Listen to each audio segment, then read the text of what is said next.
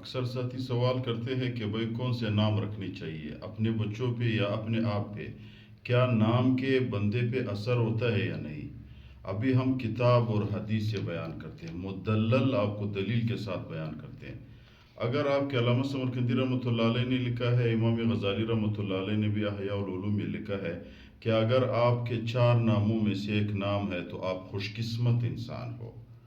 Number 1 نام عبد الرحمن، number 2 نام عبداللہ، نمبر 3 نام محمد، نمبر 4 نام احمد۔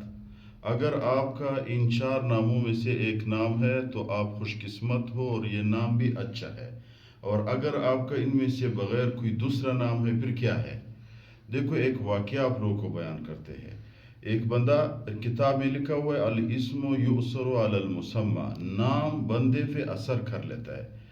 ہمارے استاد صاحب فرماتا تھا کہ بھائی احیاء العلوم میں بھی لکھا ہوا ہے کہ ایک شخص بہت زیادہ بیمار رہتا تھا، تو وہ اپنے بزرگ کے پاس آیا، ہر ڈاکٹر اور ہر حکیم کے پاس گیا کہ یار میں بہت زیادہ بیمار رہتا ہوں، کیا کروں، میرا علاج نہیں ہو رہا۔ جس ڈاکٹر کے پاس جاؤں کہتا ہے تمہارے اندر کوئی بیماری نہیں، جس حکیم کے پاس جاؤں کہتا ہے تمہارا نبض ٹھیک چل رہا ہے اور میں ادھر کمزور ہوتا جا رہا ہوں۔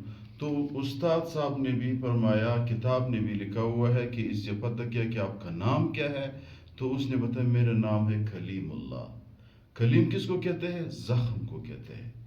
تو استاد صاحب نے اس کا نام فرمایا کہ بھائی اسی استاد نے، اسی بزرگ نے اس کا نام چینج کیا، نام بدل کیا۔ اس کو فرمایا کہ بھائی کلیم اللہ کی جگہ پہ اپنے آپ پہ سلیم اللہ رکھو۔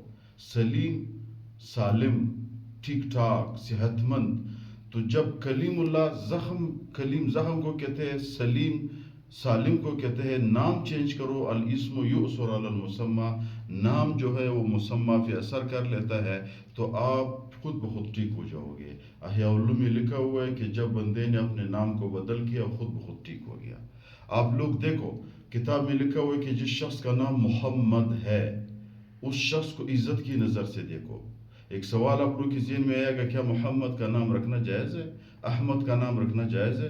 پیغمبر علیہ الصلوۃ والسلام نے فرمایا ہے کہ میرے نام رکھ سکتے ہو اپنے آپ پہ، میرے کنیت جو ابو القاسم ہے یہ نہیں رکھ سکتے ہو۔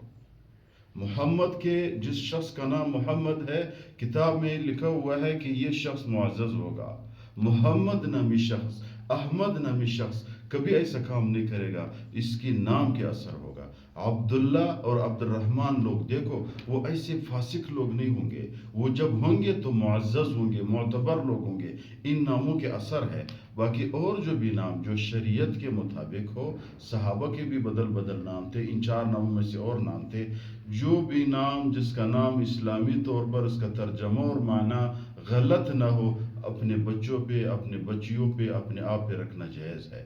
خدا نہ خواستہ ان کا ترجمہ غلط ہو، شرکیہ ترجمہ ہو، تو پھر اس کو اپنے آپ پہ، اپنے بچوں پہ نہیں رکھنی چاہیے۔